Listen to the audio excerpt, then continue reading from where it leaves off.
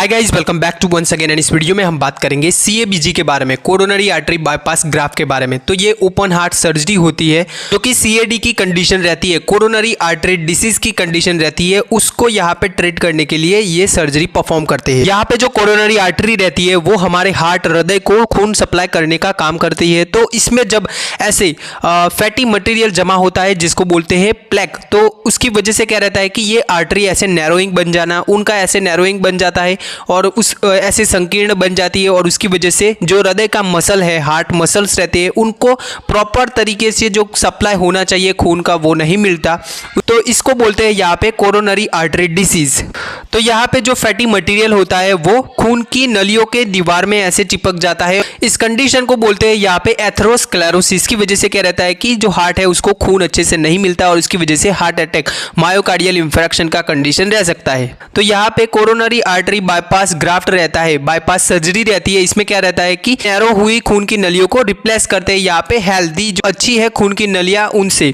तो यहाँ पे कौन कौन सी खून की नलियां यहाँ पे एज अ ग्राफ्ट के तौर पे लिया जाता है। तो इसमें देखें तो पैरों के अंदर आती है वो सिफेनस वेन होती है, वो यहाँ पे ग्राफ्ट के तौर पे यूज करते हैं। उसके अलावा देखें तो सीने के अंदर आने वाली इंटरनल थोरेसिक आर्टरी जिसको इंटरनल मेमोरी आर्टरी भी बोलते हैं, ये दोनों यहाँ पे यूज होती है। बाईपास की सर्जरी में क्या रहता है कि ऐसे जो हमने ग्राफ्ट के तौर पे ली हुई नलियां है उनको ऐसे एओर्टा के साथ में और जो जहाँ पे ब्लॉकेज है उसके बियॉन्ड द ब्लॉकेज, मतलब कि उसके आगे ऐसे कनेक्ट करते हैं। अब बात करते हैं यहाँ पे एंजियोग्राफी, एंजियोप्लास्टी और बाईपास सर्जरी में क्या अंतर रहता है। तो जो एंजियोग्राफी मतलब कि यहाँ पे एंजियो मतलब कि खून की नलियाँ और ग्राफी मतलब कि उनको देखना। तो यहाँ ये एक प्रोसीड्यूर होती है जिसके अंदर डाई इंजेक्ट करके एक्सरे निकाला जाता है, हमारा हृदय है, हार्ट है उसका।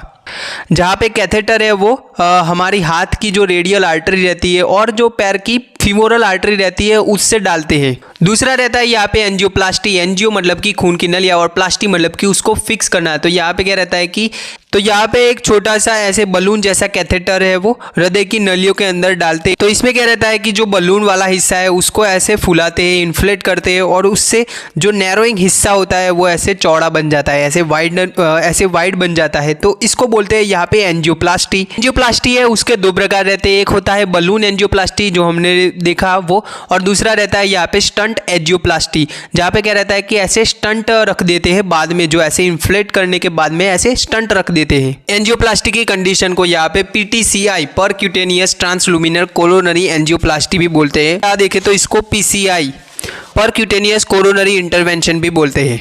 तो ये था यहाँ पे बेसिक डिफरेंस एंजियोप्लास्टी, एंजियोग्राफी और जो बाईपास ग्राफ्ट रहता है उसकी सर्जरी का। तो आई होप आपको इस वीडियो से कुछ जानने को मिला होगा। Thank you.